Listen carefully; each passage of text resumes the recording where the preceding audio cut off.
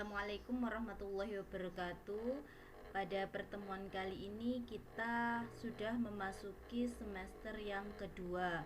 Pada pertemuan sebelumnya saya sudah menyampaikan KD atau kompetensi dasar mata pelajaran fisika untuk semester yang kedua.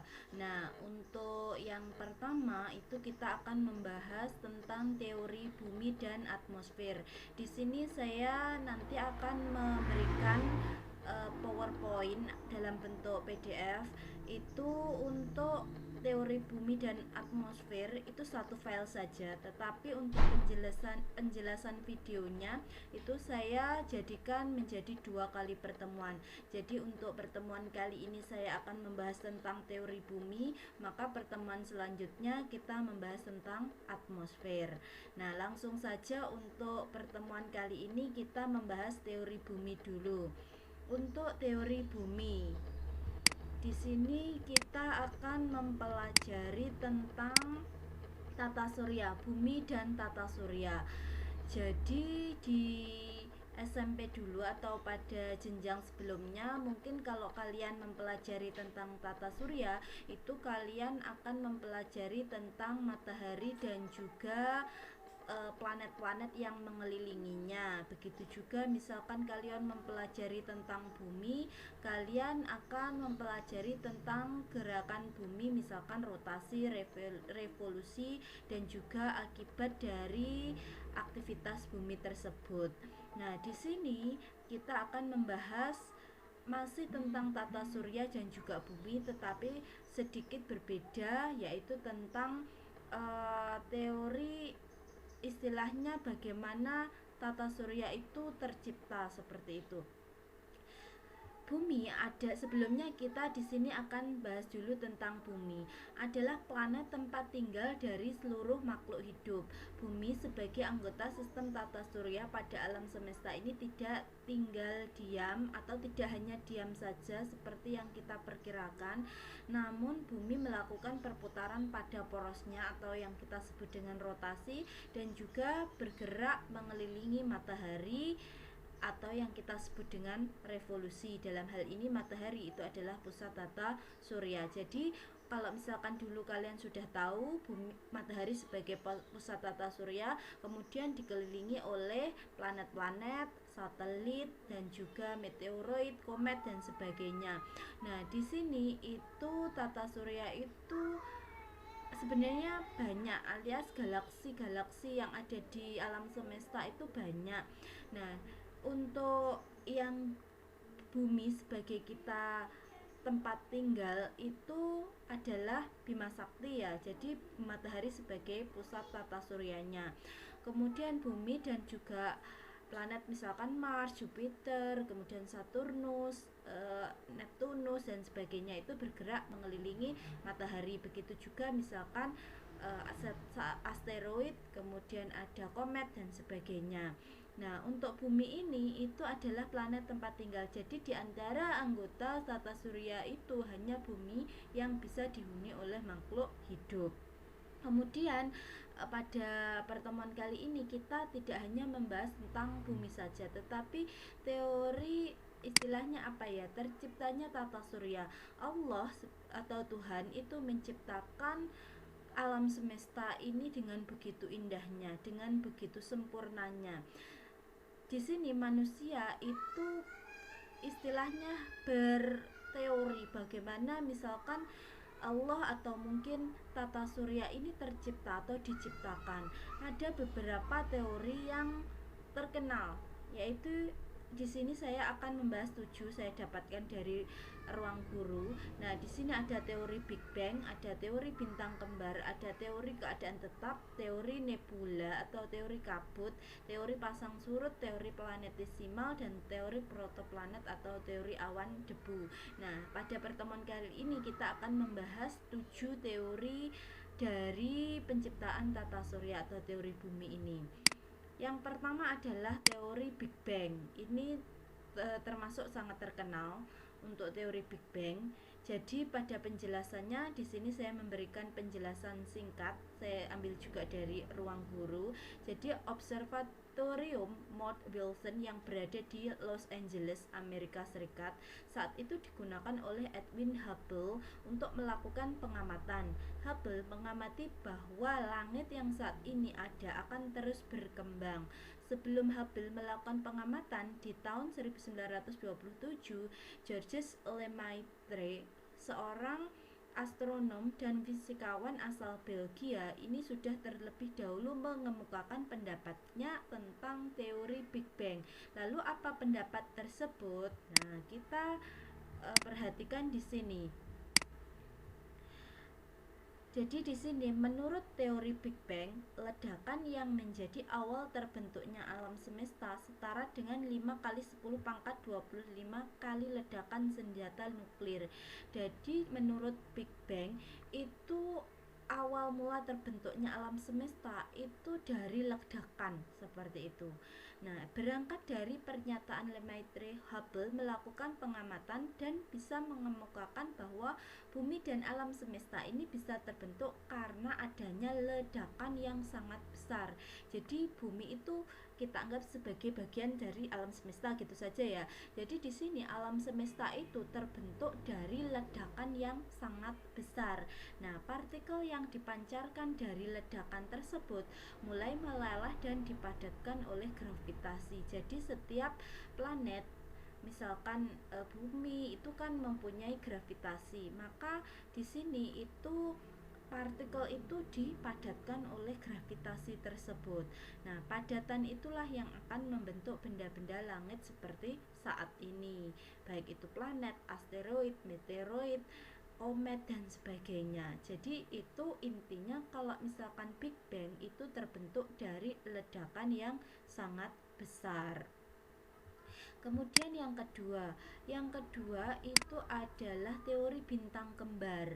Apa yang terlintas di benak kamu tentang bintang kembar? Apakah bintang yang mirip atau seperti Ipin Upin? Nah, kalau itu yang ada di benak kamu hampir benar. Cuma teori ini lebih ke arah ukuran bintang yang sangat besar. Nah, teori yang dibawa oleh R.A. Littleton ini mengatakan bahwa salah satu bintang kembar tersebut ditabrak oleh bintang yang lain. Nah, jadi misalkan di sini ada dua buah bintang yang kembar, kemudian dia bertabrakan, ukuran keduanya itu besar. Nah, jadi satu bintang itu ditabrak oleh bintang yang lain. Terus bagaimana bintang kembar ini? Jadi di sini penemunya tadi adalah Raymond Arthur Littleton, merupakan astronom dan matematikawan asal Britania. Britania itu Inggris Raya. Ia terpilih menjadi Fellow of the Royal Society atau penghargaan atas kontribusi untuk memajukan ilmu pengetahuan alam pada 1955. Bagaimana di sini bintang itu ditabrak menurut Littleton ini? Bintang yang ditabrak itu hancur dan menjadi puing-puing serta debu. Puing-puing pecahan bintang yang ditabrak tadi berevolusi dan mengelilingi bintang kembarannya yang tidak pecah. Kamu tahu nggak satu bintang kembar yang nggak pecah itu menjadi apa? Nah, sudah jelas kan? Jadi menurut Littleton itu ada dua buah bintang besar, kemudian satu bintang itu ditabrak oleh bintang yang lain. Nah, bintang yang ditabrak ini itu akan hancur menjadi puing-puing kecil debu, itu akan membentuk benda-benda langit seperti planet, satelit, asteroid, meteoroid, komet dan sebagainya. Kemudian yang bintang besar yang menabrak tadi itu adalah matahari. Nah, jadi di sini puing-puing tadi itu akan bergerak mengelilingi matahari. Nah, itu adalah teori bintang kembar menurut Littleton. Kemudian yang selanjutnya itu teori yang ketiga. Teori yang ketiga itu adalah teori keadaan tetap. Teori dikemukakan oleh Sir Fred Hoyle, Thomas Gould, dan Sir Herman Bondi. Ini bertolak belakang dengan teori Big Bang. Jadi di sini itu teori-teori itu kita belum tahu ya kebenarannya, hanya Allah yang tahu, istilahnya seperti itu. Tapi di sini manusia hanya mengemukakan pendapatnya, berteori saja, tapi benarnya itu hanya Allah sang pencipta alam semesta ini yang tahu. Nah, jadi di sini dalam teori keadaan tetap ini, alam semesta selalu tampak sama dari sejak awal dan tidak akan berakhir. Memang semua materi di alam semesta ini terus mengembang dan bergerak menjauh dan menciptakan ruang kosong. Tapi di ruang kosong tersebut akan tercipta juga materi baru, sehingga materi-materi tersebut bakalan membentuk galaksi baru. Jadi dalam alam semesta itu banyak sekali galaksi-galaksi atau tata surya yang dia mempunyai pusat sendiri-sendiri. Misalkan galaksi kita itu pusatnya matahari. Jadi matahari itu kan bintang. Di tata surya atau galaksi yang lain itu juga ada bintang-bintang yang lain. Jadi kalau kita perhatikan, matahari itu kan sebenarnya bintang. Di malam hari itu ada banyak bintang. Itu adalah matahari yang lain di galaksi yang lain.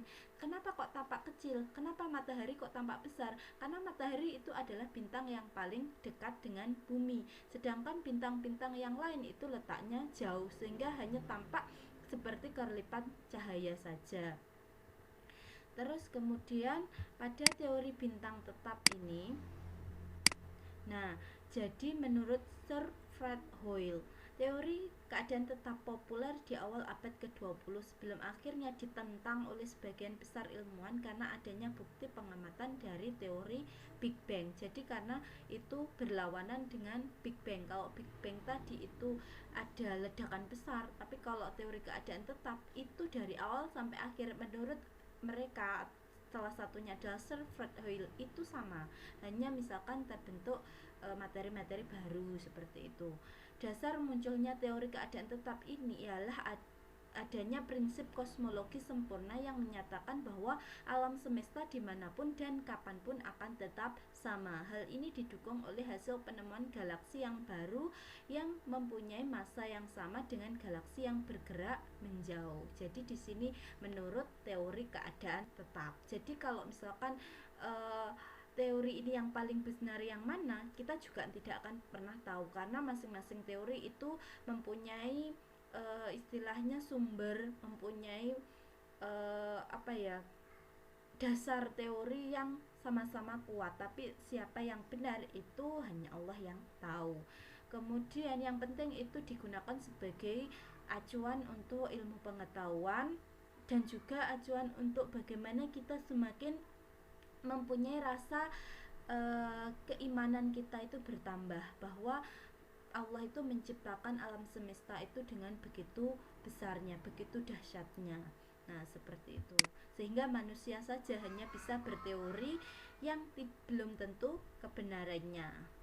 Terus kemudian selanjutnya adalah teori nebula. Teori yang dikemukakan oleh Immanuel Kant dan Pierre Marquis de Laplace ini menyatakan bahwa tata surya itu berasal dari sebuah kabut. Jadi teori nebula atau teori kabut. Kabut ini tersusun dari debu, es, dan gas dengan kandungan hidrogen yang tinggi di dalamnya. Nah, kabut ini disebut dengan nebula. Jadi menurut Kant dan juga Laplace itu tata surya itu berasal dari kabut yang tersusun dari debu, es, dan gas. Kemudian pada teori nebula itu awalnya dicetuskan oleh Emanuel Swedenborg, tapi karena belum sempurna maka disempurnakan oleh Kant dan Laplace tadi. Oleh karena itu teori nebula ini kita kenal juga dengan teori Kant-Laplace. Jadi menurut teori nebula, kabut tersebut berputar sampai membentuk bola. Jadi kabut itu berputar sampai dia itu membentuk bola, dan semakin kecil bentuknya bola tersebut, ini bola, maka putarannya itu semakin cepat. Jadi kabut itu akan berputar, kemudian dia membentuk bola. Semakin kecil bola itu maka putarannya akan semakin cepat. Ada sebagian massa kabut tersebut yang menjauh dari pusat dan membentuk cincin di sekeliling kabut tersebut. Nah, kabut yang menjauh dari pusat inilah kemudian membeku dan menjadi planet dan satelit. Lalu bagian pusat yang masih berpijar disebut dengan matahari. Jadi di sini kabut itu dia berputar. kemudian membentuk bola. Kemudian semakin kecil bolanya itu perputarannya itu semakin cepat. Ada beberapa bagian massa dari kabut itu yang menjauh dari pusatnya itu. Kemudian maksudnya cincin itu adalah lintasan atau orbit dari benda-benda yang bergerak menjauh tadi. Nah, benda-benda yang bergerak menjauh tadi itu membentuk misalkan planet, kemudian satelit, asteroid dan sebagainya. Kemudian yang besar itu di tengah berpijar itu adalah matahari yang sebagai pusat tata surya. Kemudian masa-masa dari kabut yang kecil seperti planet tadi itu mengelilingi matahari. Nah, itu adalah teori nebula atau teori kabut yang dikemukakan oleh Kahn dan Laplace. Kemudian selanjutnya adalah teori pasang surut. Nah, teori pasang surut itu awalnya dikemukakan oleh Buffon. Menurut Buffon, tata surya itu ada karena material penyusun matahari yang bertebaran. Kok bisa bertebaran? Ini terjadi karena matahari bertabrakan dengan komet yang membuat material di dalam matahari itu terpental keluar. Jadi di sini menurut Buffon itu tata surya itu awalnya matahari. Kemudian matahari itu bertabrakan, kemudian ada material matahari itu yang terpental keluar. Nah, itu akan membentuk benda-benda langit tadi. Nah, itu adalah menurut Buffon yang disebut dengan teori pasang surut. Terus di sini menurut teori pasang surut, pecahan material dari matahari tersebut berbentuk seperti cerutu. Nah, ini. Jadi kemudian teori pasang surut itu disampaikan kembali oleh James Jean yang menyimpulkan kalau tata surya itu ada akibat interaksi antara matahari dengan bintang yang melewatinya. Dalam proses interaksi tersebut terdapat pasang surut di permukaan matahari sehingga menyebabkan banyak material yang terpental keluar. Nah, matahari yang terpental itu kemudian menjadi gumpalan dan membentuk sebuah planet. Jadi awalnya menurut Buffon tadi matahari bertabrakan dengan komet, tapi di sini itu diperbarui kembali oleh namanya Sir James Jean, ada juga di sini Sir Harold Jeffrey. Jadi di sini tata surya itu terbentuk dari matahari dan bintang. Jadi matahari itu sebenarnya juga bintang, tapi kita sebut dengan matahari biar kita tidak bingung lah intinya. Jadi matahari dan juga bintang-bintang di angkasa itu bertabrakan. Kemudian bukan bertabrakan sih, lebih tepatnya kalau menurut James Jean, kalau yang Buffon tadi bertabrakan dengan komet, tapi kalau misalkan menurut James Jean itu matahari dan bintang itu berinteraksi. Jadi mereka itu berdekatan, kemudian berinteraksi, kemudian di sini terdapat istilahnya saling berinteraksi itu ada pasang surut, kemudian akan menyebabkan material dari matahari itu terpental keluar. Nah, yang terpental material itu akan membentuk planet dan juga benda-benda langit yang lain yang bergerak mengelilingi matahari. Jadi itu adalah teori pasang surut. Kemudian yang selanjutnya itu adalah teori planetesimal. Teori ini dikemukakan oleh Forrest Moulton dan Thomas Chamberlain. Ini menyatakan kalau tata surya itu bisa terbentuk karena ada bintang lain yang melakukan PDKT ke matahari. Jadi di sini PDKT itu maksudnya ada satu bintang yang bergerak mendekati matahari seperti itu. Nah, dari sini itu akan menyebabkan permukaan matahari membentuk tonjolan-tonjolan dari gaya tarik yang disebabkan oleh bintang tersebut. Jadi masing-masing bintang itu kan mempunyai gaya tarik.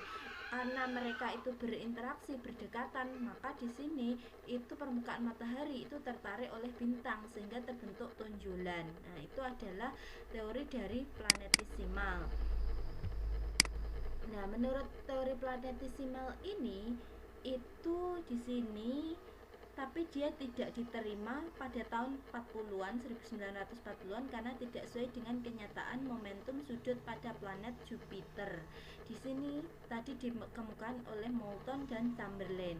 Saat si bintang mulai menjauhi matahari, ada sebagian material masuk kembali ke dalam permukaan matahari dan sebagian lain menetap di orbit memadat dan menjadi dingin. Inilah yang dinamakan benda-benda langit atau planetesimal.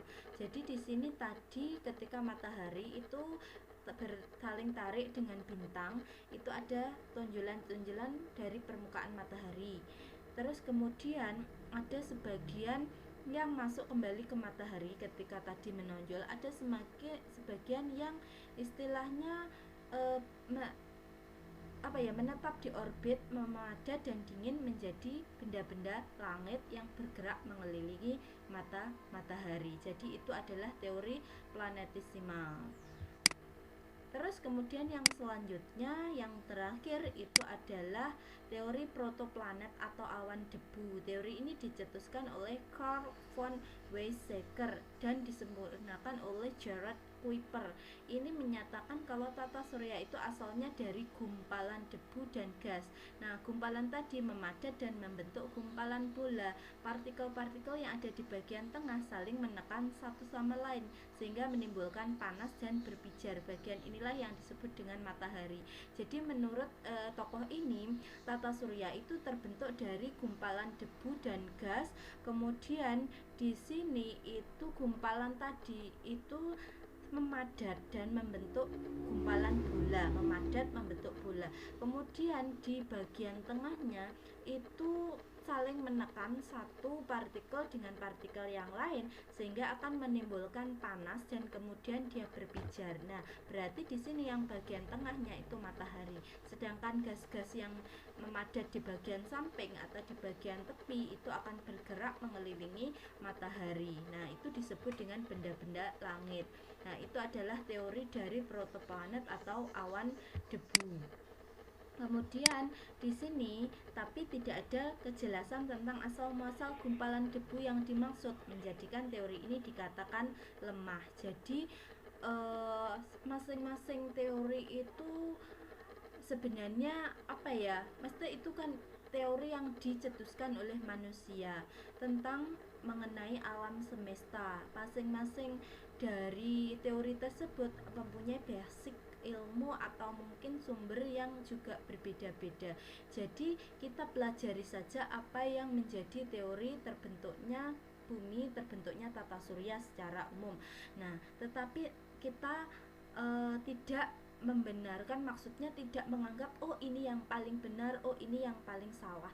Tetapi di sini kita tetap mengimani bahwa yang paling benar itu adalah Allah yang tahu saja. Jadi kalau misalkan kita mempelajari di sini, kita pelajari teori-teori. Kenapa? Karena teori itu nanti akan berpengaruh pada ilmu-ilmu yang lain. Misalkan ilmu tentang antariksa dan sebagainya. Jadi di sini itu apa yang kita pelajari itu bisa menambah ilmu dan wawasan kita, minimal rasa tertarik kita, kekaguman kita akan alam semesta tentang tata surya. Jadi itu nanti kita kagum, oh ternyata manusia saja itu tidak bisa menentukan mana yang paling benar, hanya berteori saja, tetapi teori itu juga sebagai sumber ilmu pengetahuan. Nah, di sini sumber dari segala sumber itu tetap Allah Subhanahu wa taala. Sudah, jadi untuk pertemuan kali ini saya sudah menjelaskan tentang teori bumi dan juga tata surya secara umum. Terima kasih, kita akan mempelajari tentang atmosfer di pertemuan selanjutnya. Saya akhiri sampai di sini, semoga apa yang saya sampaikan bisa bermanfaat dan menambah wawasan kalian. Saya akhiri, wassalamualaikum warahmatullahi wabarakatuh.